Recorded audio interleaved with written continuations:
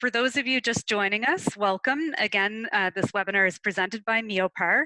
Robyn Roscoe will be sharing her expertise with us on the role of the project manager in research. So thanks again, Robyn, and over to you.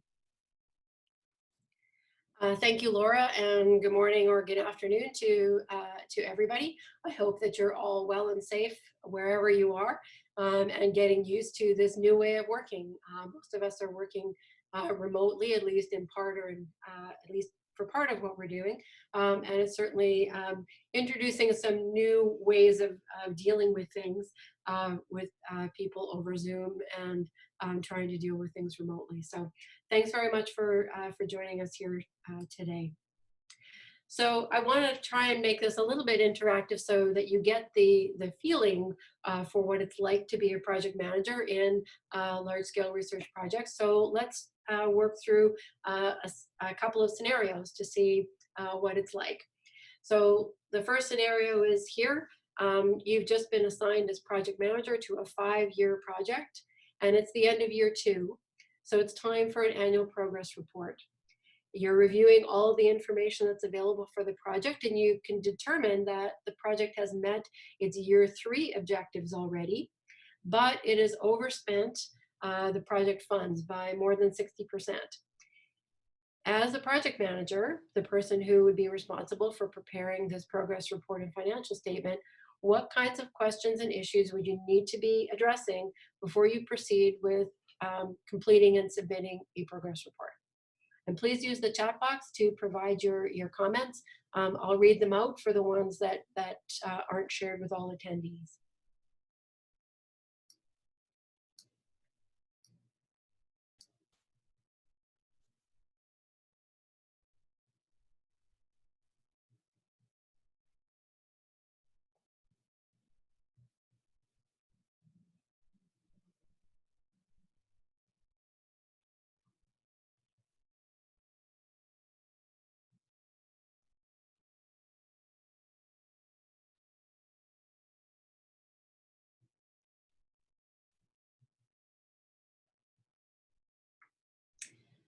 So yep, you could do an audit. Definitely figuring out where the money is being spent is a part of the question that you need to understand when thinking about the progress of the project to this point. Anybody else?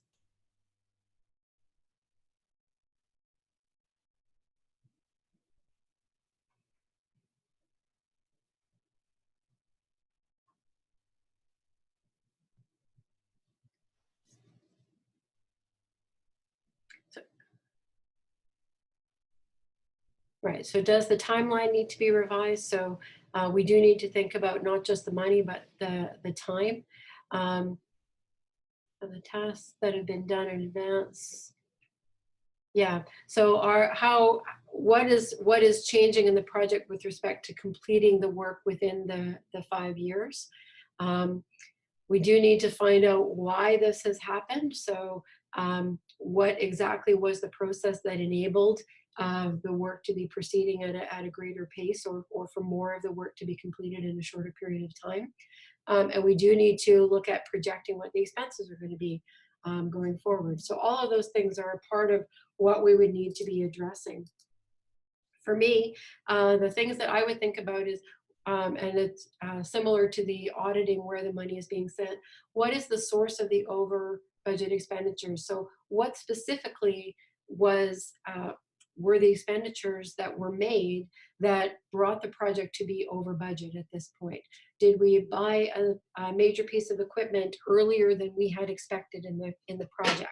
And if we did that, why did we do that? Maybe there was a really good reason. Maybe we got a deal on getting the equipment. Maybe some of the other work, because it was happening faster, meant that the equipment was required sooner in the project. Similarly, did we have to pay for a service, and maybe we had to pay for that in advance as opposed to after the service had been completed, which meant we spent the money at a different time? Or did we make a bulk purchase of something? So did we buy all of the materials that we need for the part of the activities to be conducted over the 5 years, and be able to to enable us to not have those expenses later on. Most importantly, from the project management perspective, we need to confirm for ourselves and our project leaders that our project is still going to be within budget by the end of year 5. So if we continue that with the work of the project as we're doing it, are we going to be over budget over the course of 5 years, or is this a temporary thing within our project? We can look at the work that's been done so far. Did we gain an efficiency in the project? So by making a bulk purchase or by engaging in a service for a project, did that create a situation where there was an increased amount of spending and an increased amount of performance, but that means our project is going to be finished sooner. Maybe instead of 5 years, we only need 4 years now to finish the project. That would be one of the things that we would want to investigate. Lastly, as a project manager responsible for the work of this project, we would need to make sure that we hadn't violated any of the rules that the funder had. So by spending more money than we had been budgeted, did we break a rule of our funding agency or our institution? We can't always rely on the funders and the institutions to be the gatekeepers about this. It is possible for a project to spend more money than it has, but that doesn't mean that it's the funder or the institution's responsibility. So we need to make sure that we haven't violated any rules, and if we have, we need to put mechanisms in place to ensure that that doesn't happen again in the future. All of these are just examples of things that a project manager has to do in projects that they're working on in research. So today I'm going to look at why it's a good idea to apply project management in research, and whether that's within the entire project team or by allocating a project manager to a research project. And then we'll look at what does a project manager do. So in terms of why do it, I've talked about this in previous sessions as well, but just as a reminder, why do we want to have project manager in research? Well, first of all, it increases the likelihood of success of our project. We have better control over our scope, time, cost, and quality. We have an understanding of the risks associated with our work, and hopefully we have good communication by establishing good team structures and having a centralized point of responsibility for the work. And that allows the project to increase its likelihood of success because all of those things are going to be in control. If you have a project manager specifically assigned to a project, that adds value to the project because it directs the appropriate expertise to the management of the project.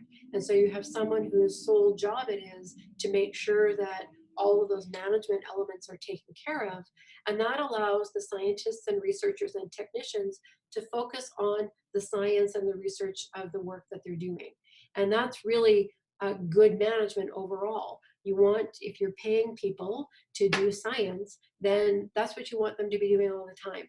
You don't necessarily want them to also be doing management work that they're either not interested in or not good at. Plus, it's taking time away from the science of what it is that they're doing.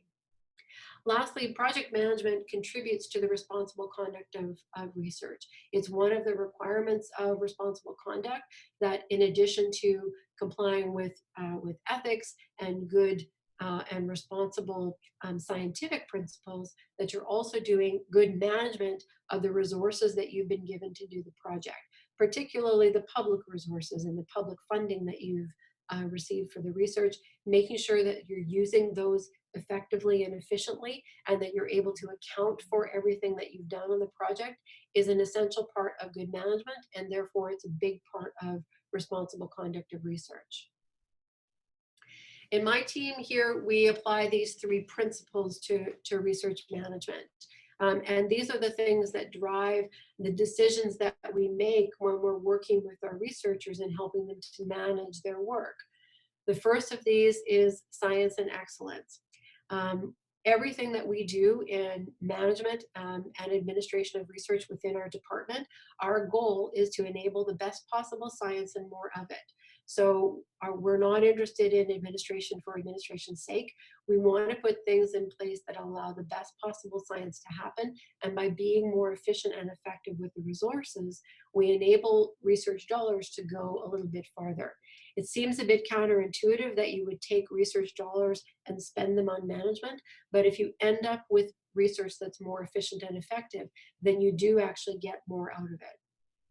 A second focus for us in research management is timeliness and accountability. And that means as individuals, when we make a commitment to a researcher or a funder or another partner to complete something, if that's to deliver a report or to address a question that's been raised, that we meet that commitment and we do those things in a timely manner. And we also enable our researchers and our organizations to meet their commitments and obligations with funders and with partners. And lastly, we apply respect and integrity. We have to be respectful of obviously the members of our research team, but also our organizations and our partners. When organizations or funders have rules and requirements for what we can and cannot do with their funding, what the timeliness with which we have to deliver that research activity, we have to respect those rules and work within them and not violate any of the trust that we have from those organizations. And we can expect respect and integrity back from those organizations when we treat them with respect. So those are the principles that we apply here. Science, timeliness, and respect is our short version of that, but that really is our driving principles for being good and responsible research managers. Just a quick overview of what we do with project teams. It's really important that project teams have good structures in order to be effective. Teams have to be real. They have to have a good direction that everybody understands. So any research project, all of the team members need to know what the project is and why it is that they're doing it. We want to have good and enabling structures for our project, and this is where project managers can help in designing what a project team structure would look like and how that's going to be best used to communicate and manage the work. Project teams also have to have supporting and supportive organizations, and project managers can help navigate the rules and requirements of institutions and funders to make sure that the best support is given to the research work that's happening. And lastly, projects have to have a clear leader and a clear path for decision making. And from a project management perspective, project managers need to have good relationships with project teams, but particularly with the project leaders, to make sure that they can work effectively to realize the vision of the researcher and the project leader while still meeting the requirements and expectations of the other stakeholders, such as the institution and the funder. So let's quickly do another scenario. So 6 months after the launch of an international project, a key investigator leaves your organization, but wants to remain involved with the project, as well as keep the portion of the budget for the research activities that were originally planned for him. As the project manager for the institution that the investigator is leaving, what issues and questions need to be addressed in order to respond to the situation?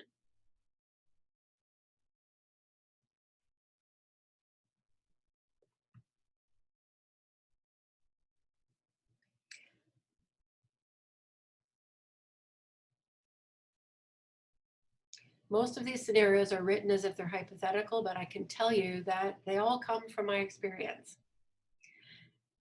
Is this change allowed by the funding agency? That's probably the #1 thing that you're going to want to look at.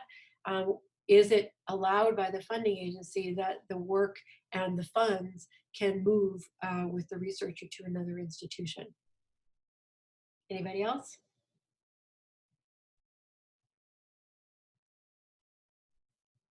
Yeah, how will you get the money to them? Yes, and will it affect the ownership of the resulting research and data?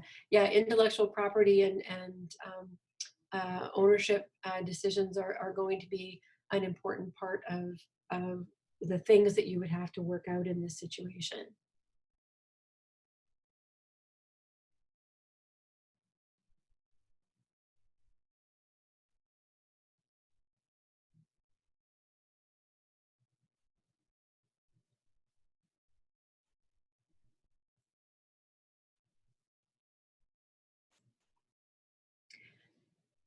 confidentiality around the ongoing results is another key piece. And what sorts of agreements would you want to have? A contract or a memorandum of understanding. So to me, the first question is, where is this other institution? Is it just across the street? Is it in another province, or is it in another country? And that's the first question you would have to ask of the researcher and the project leaders, assuming this is not the project leader. Where exactly are they going? And that is going to define a lot of what your next steps are going to be in terms of working this out.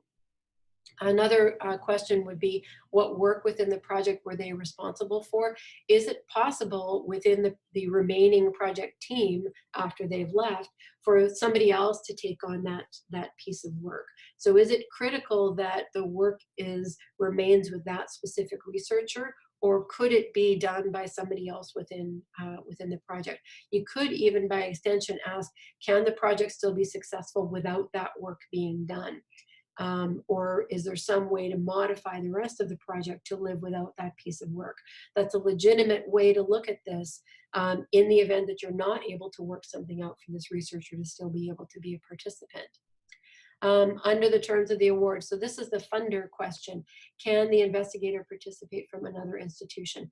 Both the funder and the original institution would be required to enable this.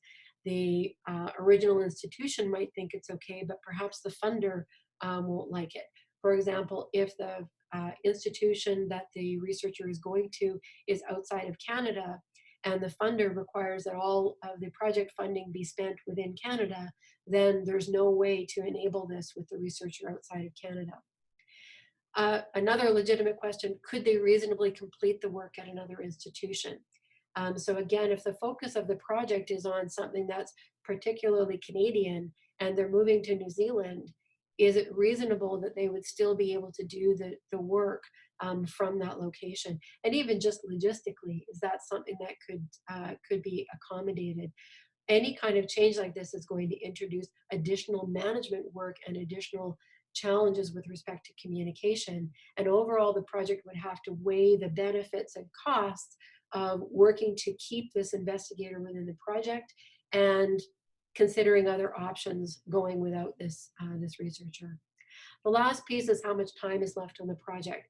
If it's a 5-year project and this is 6 months in, then you might do more work to try and resolve the situation than if it's a 5-year project and 4.5 years have been completed.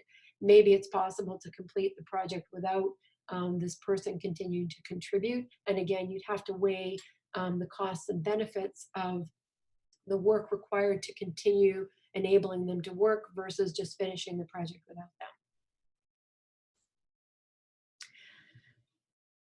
Okay, so a project manager then is really responsible within a project for 3 specific things: managing project communications, monitoring and managing project progress, and maintaining budgetary control. So we're going to look at all 3 of those. First of all, communications. To think about what we're going to do with managing project communications, we need to make sure that we're all thinking about the same thing about communication itself. Communication is a two-way thing. Information is going from one person or one group to another person or group, and that other person is going to acknowledge that they've received it and understood it. And a project manager's role in dealing with communications is to make sure that all of those dialogues and exchanges of information are adequate for making sure that the project work can continue. Focusing on keeping messages that we're sharing in the project as clear, concise, and complete is an essential part of this. And modeling that behavior as a project manager, keeping your own messages clear and concise and complete is an important piece of this.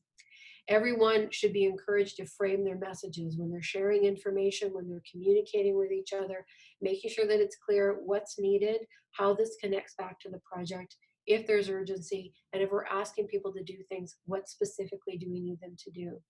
And lastly, using appropriate tools. This has been an interesting thing for me to consider over the last couple of weeks, as the tools available for communicating have changed quite a bit. I've gone from having a lot of in-person meetings, obviously, to having a lot of Zoom meetings.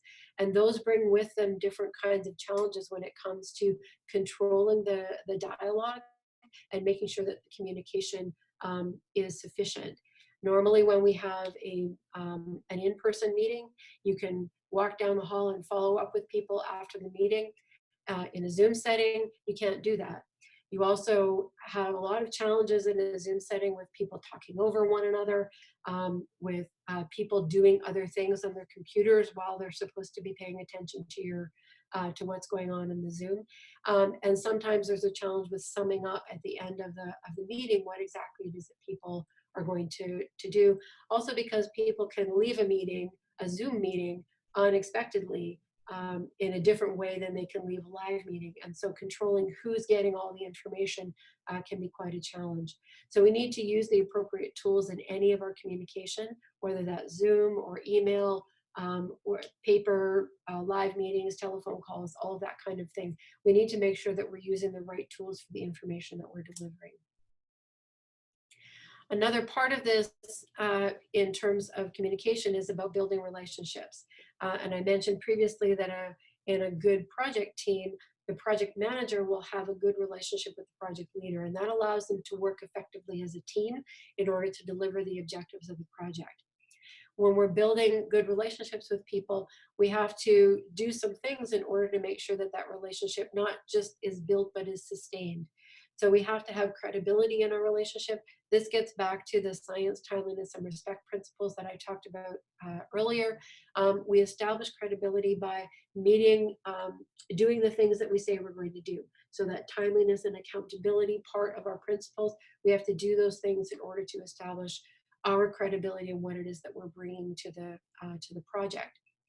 We have to make sure that we're all working towards the same objective. So having a common ground and a purpose for what it is that we're working towards. We need to make sure that our objectives are clear. What exactly is it that we're going to do, and who exactly is going to do what? So we understand how our resources are being allocated, and that we know what our role is. If we're the project manager, what is it that is expected of us with this researcher and with this research project team?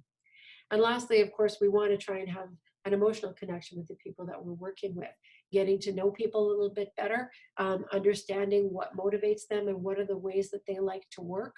I know in my role, I work with a lot of PIs or researchers who have different ways of wanting to interact and different ways of even just communicating and sharing information. And I have to get to know them to understand what's the best way for me to be able to do that.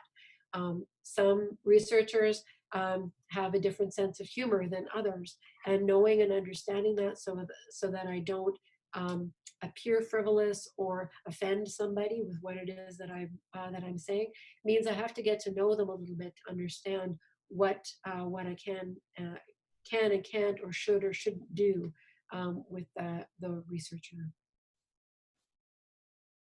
So that was about managing communications. Another thing we need to do is control what's going on within the project and make sure that we're making good progress towards our objective. One of the scary things about the word control is that people automatically think that and think about it in terms of losing control or not having control over what's going on. When I work with researchers, and particularly when I'm working with a new scientist that I'm working on a project with, it's important that they understand that when I'm talking about controlling what's going on in the project, I don't mean limiting or restricting what's going on. I really just mean checking the progress of any point of the work of the project and correcting it so that it's going to be back towards the objectives of the research project. My own boss often likes to say that a big part of my job is saying no to him. And I have to correct him, check and correct him, and say that actually what I often say is no, but. And that's because what I'm trying to do is make sure that I understand what it is that they're wanting to do and understanding how we might be able to implement that within the project and what its objectives are, as well as within the requirements of our institution and our funders and our other partners, and make sure that we're not creating a problem in a different area by pursuing a new or different thing within the project.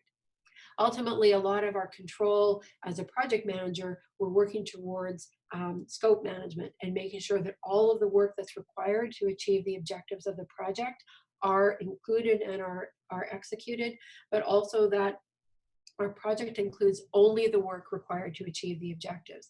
And so a big part of control from a project manager is about making sure that we don't have scope creep, understanding what changes might be wanted or desired within the project and how we can incorporate those while maintaining our scope, time, cost, quality balance. So maintaining control over all of the elements of the project that are going to make it be successful. So scope creep, if you've been in my sessions before, you've heard me talk about scope creep. Scope creep is a big challenge with any project because it often happens without people even noticing that it's occurring. Little additional things that get added into a project or changed that seem like a really good idea, seem like they're not going to take an awful lot of effort, but more and more of those being added into a project can take it off track of its objectives. So a big role for project managers is to control scope change. Scope change is an essential part of any project, and particularly for research projects where we're exploring unknown things. That's what research is all about. It's not that we don't want to allow changes to a project or a project plan, but we need to control those changes so we make sure that we can still afford to do all of the other work of the project, that we still have time to do all of the other work of the project, and that the overall quality of what we're working towards is still going to be met, that our stakeholders are going to be happy with what it is that we ultimately produce from our project. So a significant role for project managers is getting involved in controlling the scope changes and understanding what the overall impacts of those are going to be on the project. Lastly, a big part of the responsibility for project managers falls into the area of financial management. This is for a number of reasons, not least of which is because cost is one of the elements of the scope, time, cost, quality balance, but also because this can be the most convoluted and arcane and challenging area for researchers to pay attention to. And it's also an area that can very easily get out of control if it's not well managed from the very beginning. So there's 3 different phases that we need to think about with financial management as a project manager. The first of these is what I call the pre-award period. So this is where we are planning for our project and we're preparing a budget for our work. Usually this is the part where we're writing a grant application. And so we're preparing a budget that would go along with the work that we're proposing in our project. It's really important when we're doing this that we align the scope, time, cost, and quality together really well so that we don't propose a much broader scope of activities than we can actually afford to cover with the budget that we're able to request from the funder. With this budget that we established in our proposal, we're really putting together a baseline. So what we expect to spend on the project, and then everything that we actually spend on the project when it's funded will get compared to that baseline. And we need to know what our funder requirements are and their expectations, as well as our institutional requirements, both with how we need to construct that budget and what are all of the elements that can and cannot be included in that. The next phase is the post-award period, and there's really 2 levels to this. There's when you get the notice of award and any changes to the project that would be imposed by the funder at that point. And then there's the launch of the project itself, where the work of the project will actually take place and expenses will actually be incurred for the work. A big part of work for the project manager is controlling those expenses. Once money is spent, you can't get it back on a project, so you have to really be in control over the funds that are available and how those are being used. You can make project-specific rules, although you do have to defer to the rules of the funder and the institution. But having rules specific to the project, such as who is allowed to approve purchases for the project, is a good way of being able to keep control of and track of what's happening with the project funding. Just like most projects skip the project closing phase of their work. We do have to think about what's going to happen post-project work when it comes to closing out the financial statements and potentially any audits that might happen down the road. We sometimes don't even know if these are going to happen, but we do need to be prepared for them. And how we're going to prepare for closing out the project and being ready for an audit, some of that work happens right at the launch of the project. If we think that our project is going to be audited, and if you are doing a project, there is a chance that it's going to be audited, then you need to be doing things throughout the life of the project that will allow you to easily move through an audit or review and be able to close out the project at the end with as much ease as possible, especially because the amount of time and resources available at the end of a project is usually very, very limited. Just before I move on to that, I'll just see if anybody has any questions.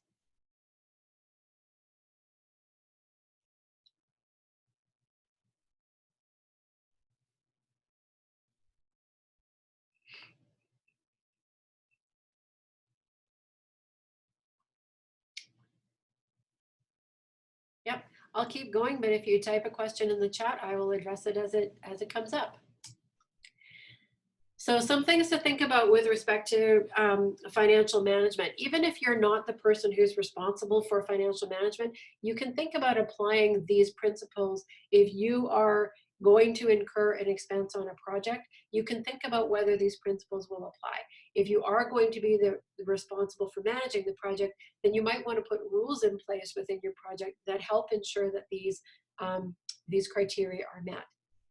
So any expenses associated with a project, first of all, need to be reasonable. They need to make sense in the context of the work that's being done, and they need to be reasonable in the sense of they're not extravagant.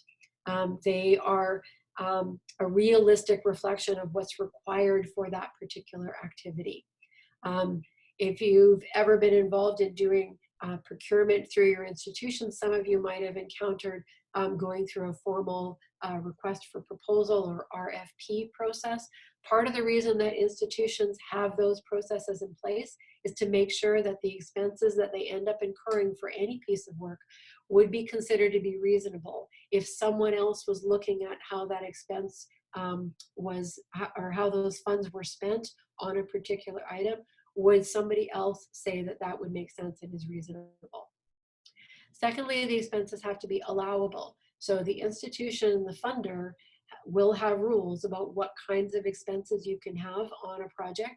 And so any expense that you're incurring has to fall within those rules.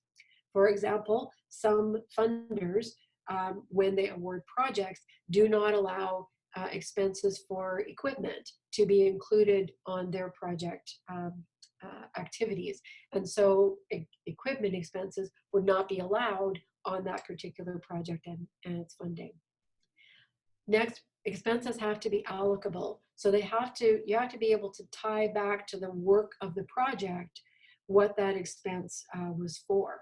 If you think about the scope, time, cost, quality balance, whenever you incur an expense or a cost on a project, you should be able to connect that to the scope or the quality of the work that was generated and the time during which it occurred.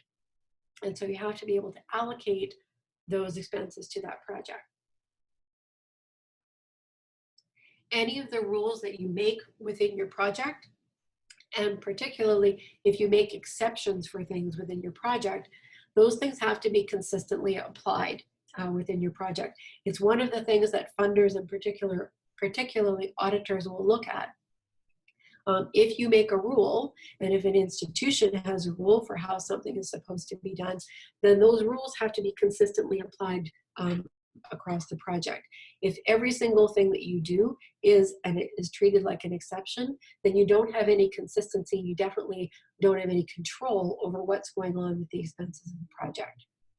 And lastly, all of your project expenses have to be documented. Any of you who work for any institution, you've probably experienced submitting an expense claim and the level of documentation that goes into doing that. It seems like it's an awful lot of work, an awful lot of pieces of paper that have to move around.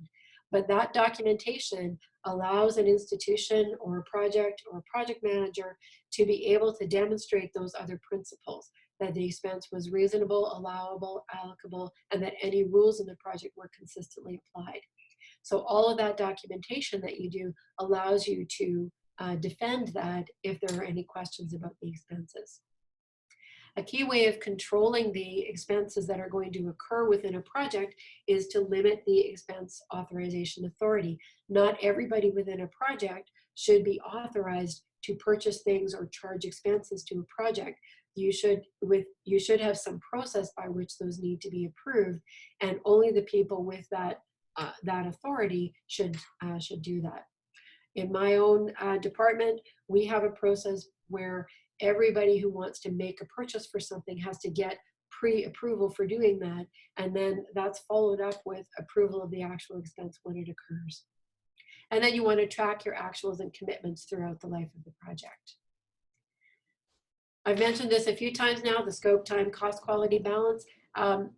All of these elements, once you've defined them within your project, you want to be working to keep them in balance at all times. And that's really what a project manager is working towards on any project, is maintaining that balance. Okay, so here's another scenario. You learn that a sample from a clinical research project is being used in the lab to develop a method for sample handling. The consent and approval for the sample is strictly limited to the research purpose of the project. No data has been generated and the sample has not left the lab. So what kinds of things would you need to do as the project manager in this particular situation?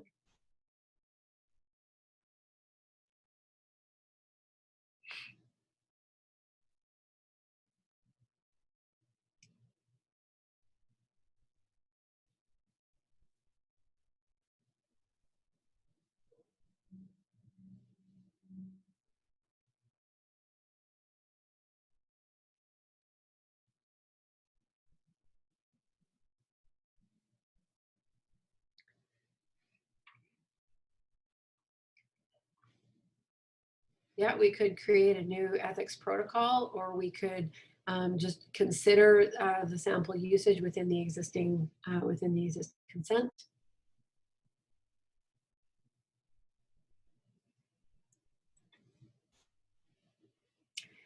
So for me as a project manager, the first thing that I would do is tell the people that are involved to stop doing whatever it is that they're doing. We have to revisit what the approval limits are and make sure that what we're doing is not violating our approvals for the project.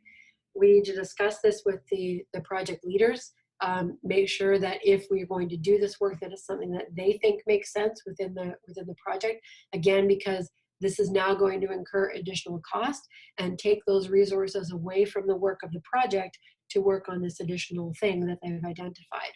This is a kind of a classic example of scope creep, but we're able to identify and control this because of the ethics approvals that are in place for the project. We can also consider if it's possible to implement a process that would allow this to happen. And also, is there funding in place for these additional experiments? If the answer to that is no, then this is something that we probably can't do regardless of whether we're allowed to do it. Again, this is a real example of something that's come up in projects that I've been involved in. So just lastly about responsible conduct. This is probably something that no researcher wants to find themselves involved in, is a finding of misconduct by a research funder. So this is from the newspaper in January of 2014, but the language, as you can see in here, is quite strong. There was evidence to support allegations that there was misconduct and fraud in this situation. In this instance, the researcher just had their funding terminated by the funder and was not allowed to apply for funding from this researcher again for 5 years. And that was the result of that. But really when it comes to responsible conduct, the things that the project manager can play a role in is across the entire conduct of the research activity. So starting right from the application, the project manager can play a role in making sure that the application is accurate, So it really describes what people are going to do. And it complies with all of the rules of the funders, as well as ethics and responsible conduct. Of course, when the work is funded, we have to do what we say we're going to do, and that's a big role for a project manager in research, is making sure that those things are happening. Budgeted expenses, of course, following along with the rules and applying good financial management. And lastly, around the dissemination of the results, making sure that if we are to be reporting progress to the funder, that we're doing that in a timely manner, we're meeting all of their requirements, but also that we're applying good approaches within the research itself when it comes to publications, looking at authorship, that we're managing conflicts of interest, and that we're managing intellectual property appropriately, both with what's required for the research itself, but what the expectations are for the funder and the institution. Sometimes when I describe this to people, it doesn't sound like it's a lot of fun. A lot of times you're controlling things, you're asking people to explain themselves, you're bugging them for progress reports, you're saying no to them occasionally when they want to buy something and they're not permitted to do that. So why in the world would anybody want to take on this job? I've been in this job here at this institution for nearly 20 years, and I love it, and I wouldn't want to do anything else, and I consider it to be quite a privilege that I can be involved in research and do the kinds of things that I do. And so when people are interested in moving into a role of being a project manager, or they're just exploring different career opportunities in a research setting, sometimes there's this question, why would you want to do this? So I'm going to describe to you a project that I'm involved in as a project manager, just to give you a sense of the kinds of things that project managers can find themselves doing and being a part of, and why that's a motivation, at least for me, of being a project manager in a research setting. So the project I'm going to describe to you is the Personalized OncoGenomics project. I realize in the marine and environment research area, cancer research might be a little bit remote from what it is that you're doing, but I want to explain what this project is about so you can understand why I find it interesting to be a project manager in it. So in this particular project, Personalized OncoGenomics, or POG, we very briefly, we get samples from individual patients with cancer, and we do DNA and RNA sequencing on them. From that, we do some analysis to identify what is it about any mutations that we identify in their genomes that might be driving their cancer. So aberrant pathways in their gene expression that we might be able to then identify drugs or other kinds of treatments that would block those pathways or otherwise interfere with the progress of cancer for that patient. Briefly, this is what the overall pipeline of the project looks like. I won't go over this in any detail, but one of the reasons I share this is because putting together this figure and this pipeline of the way that the project functions and how we gather all the information from steps 1 through 6 and feed that out to our partners, to our patient participants, to our collaborators, and generate outcomes and outputs from this research. Project managers play a big role in enabling all of this to happen. So keeping track of the consenting, the biopsies, the data sharing, scheduling the tumor board meetings, managing the information about what's happening from patient monitoring, and managing what's happening with other research that's enabled from this work. Project managers do that. They get involved in every single one of these stages and enable the researchers to achieve their objectives, but more importantly, enable the results of the research to have positive impacts on the patient population. I'm not going to read this over. You'll see it when I send the slides out for you, but this is an example of what happens with the research work that we're doing in this project and how an individual patient is helped by the work that we're doing in this research. And I don't do any of the science of this. I don't interact with the patient. I don't do the DNA analysis and the analysis of the information or the generation of the reports. But as a project manager, I enable all of this to happen because I help put tools in place that allow the clinician to talk to the data analyst, that allow us to generate a report that is something that the patient and the clinician can understand. And then the outputs and impacts to the patient can sometimes be very profound. And I know that I didn't do that, but I contributed to other people being able to do that, because some of the things that I do, they didn't have to worry about.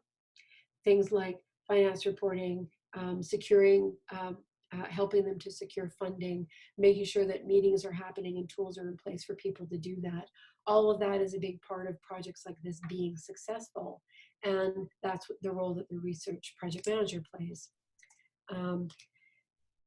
Other research that I've been involved in as a result of being a project manager here at the center, I was, in the very early days when I was here, I was involved in a project in microbial and genomics, and helping researchers here in BC and their collaborators in Alberta be able to share samples and share information around understanding what we would call now the microbiome of the soil around certain plants in our environment. I have a researcher that does some work looking at antimicrobial peptides and uses materials that are recovered from frogs in the environment as a way of understanding how we might develop those. I've worked with a researcher that has looked at the metagenomics of populations that live around deep ocean vents.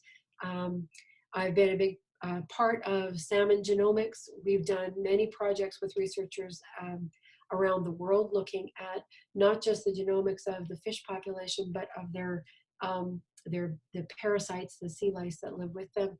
I've looked at spruce genomics and the associated things that are relevant within the forest community. And of course, I've done work in the human health area. When I first started to work here at the Genome Center, we were working on the SARS genome. That was back in 2003. We've also done some work with H1N1 and the avian flu. And yes, right now we're doing some work associated with COVID-19 and the response within our province to that. I don't do any of the science associated with any of that, but as a project manager, I get to be actively involved in the conversations that are happening. I get to help people remove the barriers to the work that they're needing to do and that they want to do to further explore their research areas. And for me, it's incredibly more rewarding to be able to allow people and enable people to realize the research objectives that they're working towards. Even if it's something as simple as scheduling a meeting or as complex as helping them navigate the RFP process or the certificates that are required for all of their staff members to participate in an area of research. I'm enabling research to happen by removing those barriers and making those things happen for researchers. So for me, why would I be a project manager in research? Some of it is that wow factor, to be able to see the cool things that people are able to do in research that I can't do myself, but I'm able to help them do. There are some challenges associated with it for sure, and I've touched on those in a lot of the scenarios. Keeping scientists organized can be a real challenge. There's definitely personalities and other things involved in the research field. There's also funding requirements, and understanding and navigating those arcane rules is challenging, and it's a puzzle to solve sometimes. And finding ways to allow scope change and preventing scope creep. So finding that balance between enabling things to occur as well as making sure that we're following all of the rules. So those are all of the reasons why I think being a research project manager is a rewarding thing to do within research. And it certainly is a viable option as a career path, because there's more and more requirements for this kind of work in the responsible conduct of research, and there's more recognition of this as a profession in the research environment, particularly in Canada. So one last scenario that we have, if we are the project manager for a 5-year project and we're in year 3 of that project, it's an infrastructure project, so we've expended most of the dollars. We're now just implementing the work of that project. But one of the pieces of equipment that we bought the vendor is releasing an upgrade to that piece of equipment, and is offering us the opportunity to trade in our old equipment to buy some new ones. The new device will be state of the art. That's usually why they make new devices. And there will be an obsolescence for the existing equipment. So what kinds of things would we need to be asking before we proceeded with doing this, this trade-in or this change within this particular project?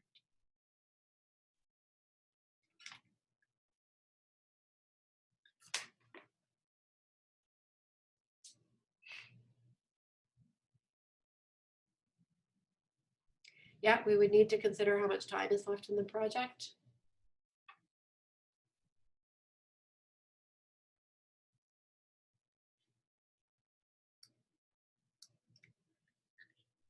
So is there a budget available, or is there a contingency? Can we actually afford this? Yeah, are there any fees for shipment? So when exactly would this be able to take place? Yeah, will the current data still be usable, and is the upgrade absolutely necessary to complete the project? All of those are key things that we would have to ask. And it will depend on the current situation for the project. So are there funds remaining in the project? If it's going to cost us money to do this, do we actually have any funds remaining? And even if we do have funds remaining, are they actually eligible to be allocated to this particular purpose? We would have to ask this very complicated question about whether the upgrade is necessary for the planned research of this project. That's what we're managing, and that's what we would have to be looking at. Or would this just be a disruption to the current research activities that are going on, particularly with the question of, would the current data still be usable, or would we have to redo everything with this new equipment in order to make all of the data compatible? We'd have to think about who actually owns the equipment. Just because we have it in our lab, is it owned by us? Is it owned by the funder? In some instances, the funder actually does have an ownership stake in the purchase of the equipment. And so we would have to make sure that that was considered. And what do they say about whether or not this is a good idea? And ultimately, we would have to ask that question, how long will the old version be supported by the vendor? They may not be selling it 2 years from now, but are they still going to be supporting it in the long term? And will that allow us to complete the work of the project for which we've been funded? Yeah, so all of those are great suggestions. Thanks everybody for commenting on that. And with that, we come to the end of the session. We've got some time left, so maybe we'll open it up for questions. Yeah, absolutely. Thank you very much, Robyn. That was really informative. And I particularly appreciate, I know you mentioned that you had just come from another webinar or web conference. So really thank you very much. And thanks to the attendees, who were able to take the time to participate in this during a difficult time. I see there's a question coming in already from Elizabeth. Robyn, do you want me to read it out and you can answer? No, I can just read it from the. Go for it. This is to all the attendees, so you can all see it. The most important thing for early career researchers to know about when working with project managers, my suggestion, recommendation to that would be back to what I was saying about building a relationship. When you're working with a project manager, understand what kinds of things are motivating them, and if you're the researcher, let them know what kinds of things motivate you and are important to you. And make sure that you understand and create some boundaries around what work it is that you're going to do and what work they're going to do. What are they going to have some autonomy on, and what are they going to need to defer to you? As a project manager who works with a lot of researchers, one of the ways that that's very, very effective is when the researcher and the project manager work in partnership, and that they have clear understanding of what each person is going to do. And that they respect those boundaries as much as possible, recognizing ultimately that the researcher or the PI is ultimately accountable for the work of the project. Suggestions about how to start working with project managers. If you're a researcher, a resource that I would highly recommend that you look for is called It comes from the Howard Hughes Medical Institute, and it's called Making the Right Moves. And you can if you Google it, you'll find it. It's a PDF you can download. It's guidance for new investigators about how to set up a lab, how to do HR things, how to navigate tenure kinds of things that you would need to work on, all of that kind of thing. And there is some information in there about project management for yourself, but also about how to work with a project manager. So I would encourage you to look for that. What kind of education do you need to be a project manager? How did I get started? I probably have to do a whole other webinar about that. I got started as a project manager by accident, but anyone who's working in research right now who would like to work as a project manager, a key part of that is taking some basic project management training, and you can do that through a variety of online resources or some courses that you might want to take. But really, the best thing that you can do if you want to move into this field is take on some work that has a management element to it. Excuse me for a second. So if you have the opportunity in your current research work to take on, thanks Laura for sharing the resource. If you have an opportunity to take on some management things, perhaps your group is organizing an annual conference or writing a grant application. If you take the opportunity to take on that responsibility of managing that work, you will both gain the experience of doing the management of that activity, and you'll also be able to refer to that as specific experience you have in the management of projects. So I think those would be two things. It does mean taking on a little bit of extra work, but that's all about training and getting experience in the field that you want to move into. Oh, tips for scheduling within a project. That really is, again, kind of a whole webinar topic. The main thing when it comes to scheduling is doing the work in advance to think about how long things are going to take you.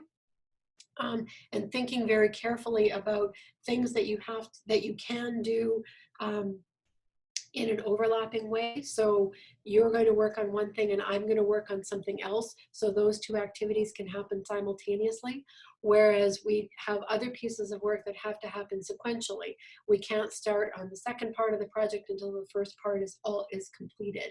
And most of the time when we have problems with scheduling, it's because we haven't thought about things like, we need all of these people to do this work, but we only have one microscope, so everybody has to do it sequentially.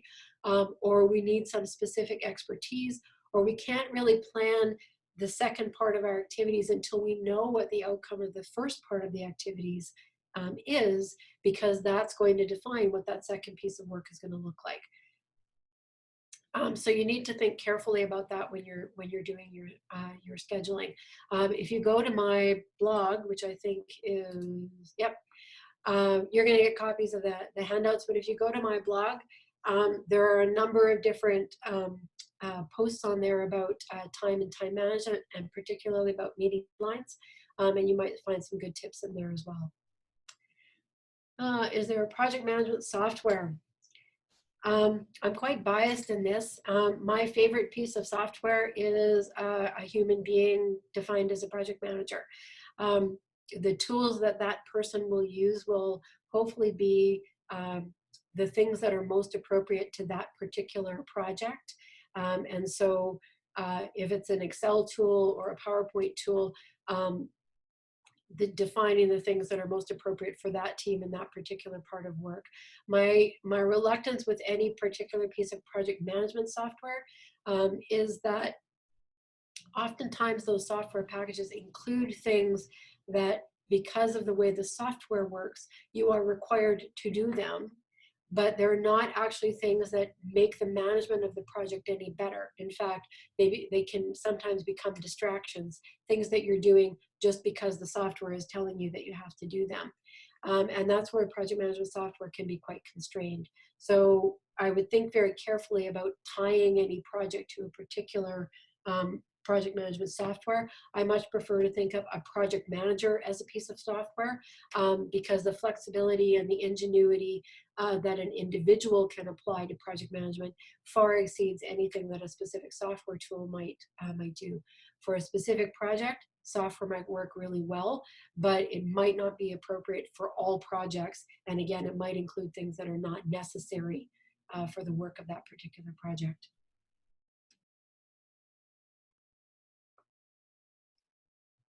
Okay. Robyn, thank you so much once again. And thanks everyone for joining us. This has been really helpful. We hope to engage you again for other webinars. And it's been, I think, a really nice presentation for this group because we have people from the MeoPAR network and also a lot of our partner networks through the Smart Seminar program. So thank you to folks from GlycoNet, Canadian Frailty Network, AgeWell, NMIN, Kids Brain Health Network, the Marine Alliance for Science and Technology Scotland, and many more signed up for this. So we hope you enjoyed the webinar. We will be sending out a recording in about a week and the handouts that Robyn mentioned. And please feel free to send me any feedback that you have. We're always looking to improve. Stay well, everyone, and have a great day.